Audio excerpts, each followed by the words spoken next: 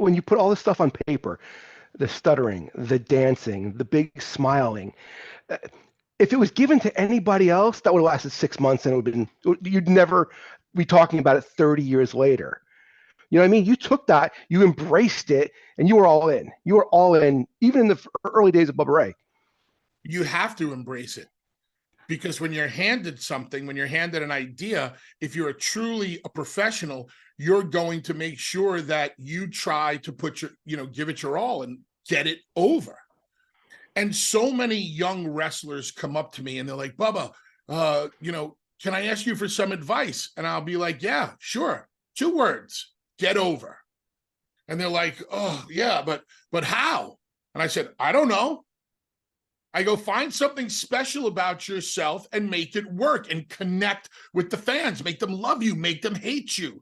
And they're like, well, how did you get over? I go, I was 402 pounds. I had a stuttering problem. I wore tie-dye. I could dance and juggle. Is that going to work for you? And they're like, no, I was like, that's why. I don't know. Nobody knows what's going to really work or not going to work.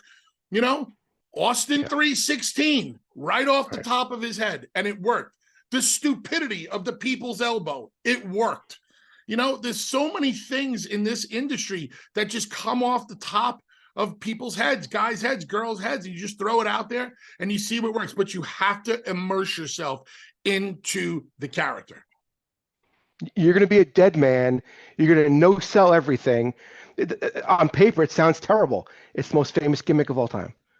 He got it over. Listen, he immersed himself. The Undertaker, Mark Calloway, immersed himself in the character. He was the Undertaker 24/7, and that's what I always loved about wrestling back in the day. Guys that would take the character past the ring. The guys like Freddie Blassie and the Sheik, who Hulk Hogan, who lived the gimmick. Because when you met them, they were larger than life. And if they were good guys at the time, you were so happy that you met Hulk Hogan and you had stories to tell. And if they were bad guys or scary guys or whatever, you were like, wow, I met so-and-so, on TV. He's really scary. But then I met him in real life. He's even scarier. And that's what I would do. If you met, the Dudleys in ECW were they were about as bad as you can get. We would go to despicable levels to generate heel heat. And we did.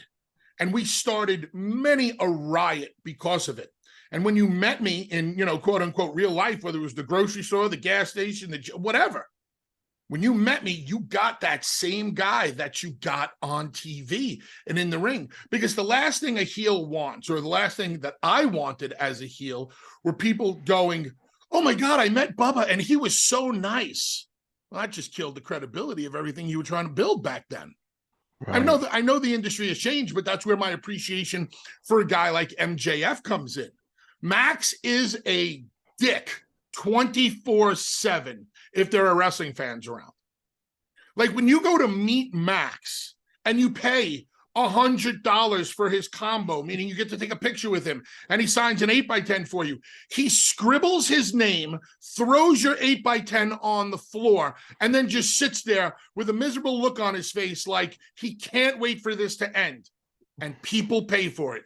He's MJF 24/7, and it still works. It's just the way you go about it.